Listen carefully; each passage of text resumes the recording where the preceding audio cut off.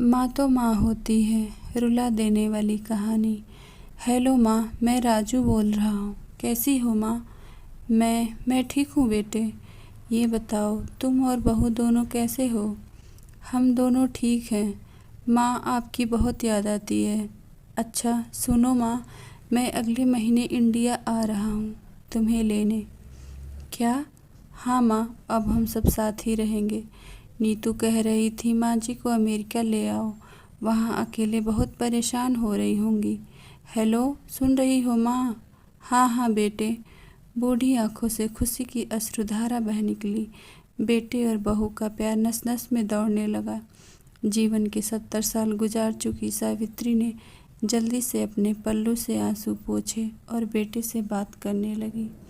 पूरे 2 साल बाद बेटा घर आ रहा था। बूढ़ी सावित्री ने मोहल्ले भर में दौड़ दौड़ कर ये खबर सबको सुना दी। सभी खुश थे कि चलो बुढ़ापा चैन से बेटे और बहू के साथ गुजर जाएगा। राजू अकेला आया था।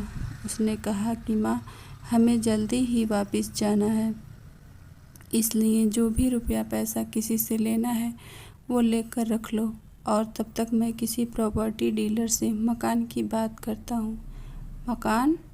माँ ने पूछा। हाँ माँ, अब ये मकान बेचना पड़ेगा, वरना कौन इसकी देखभाल करेगा। हम सब तो अब अमेरिका में ही रहेंगे।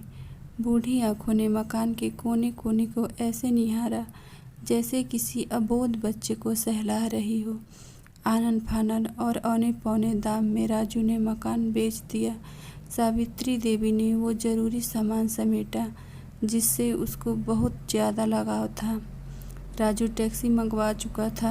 एयरपोर्ट पहुंचकर राजू ने कहा, माँ तुम यहाँ बैठो, मैं अंदर जाकर सामान की जांच और बोर्डिंग और वीज़ा का काम निपटा लेता हूँ।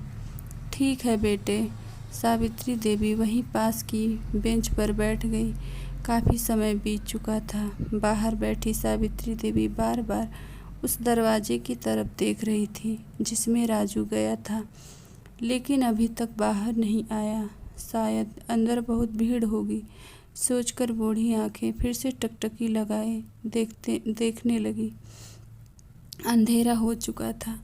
एयरपोर्ट के बाहर गहमागहमी कम हो चुकी थी।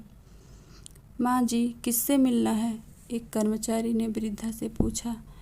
मेरा बेटा अंदर गया था टिकट लेने, वह मुझे अमेरिका लेकर जा रहा है, सावित्री देवी ने घबरा कर कहा। लेकिन अंदर तो कोई पैसेंजर नहीं है।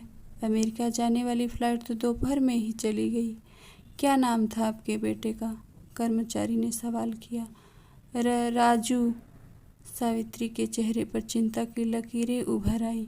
कर्मचारी अंदर गया और कुछ देर बाद बाहर आकर बोला, माँ जी, आपका बेटा राजू तो अमेरिका जाने वाली फ़्लाइट से कब का जा चुका।